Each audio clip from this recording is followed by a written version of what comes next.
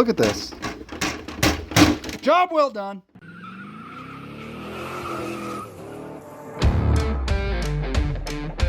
I got this trim piece from a Nissan Armada that I'm working on, and it has this little piece that sets in the roof liner. It kind of hooks in.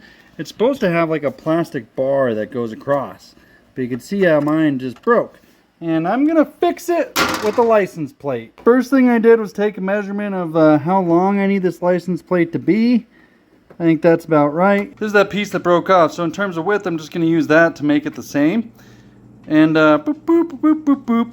Maybe that'll work. Colorado plates have this little beveled edge, and I don't want to waste any of this license plate. I'm going to flatten it out. When I go to cut this, I'm going to go to the hole and just let that be my guide. I think that's close enough. That's our piece, but it is just so hot. Gotta cool it off a little bit. Let's be able to use it.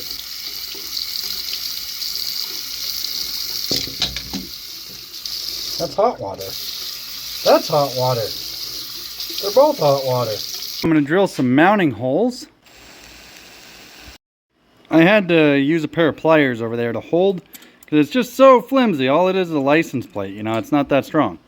And then I'll come in here, line those up, drill a couple more mounting holes, and then I've got some screws I'm going to put it in. I recognize the safety concern here. I probably shouldn't stand. Just found some old screws here, or new screws, I guess, in my stock of extra screws. You should have a stock of extra screws too. You know, it just comes in handy. And, well, I might have mismeasured a little bit, but it actually might work to my favor because I can mold it exactly where I want it when it sits in the car. That's pretty strong though. Look at this. Job well done. Now Colorado plates,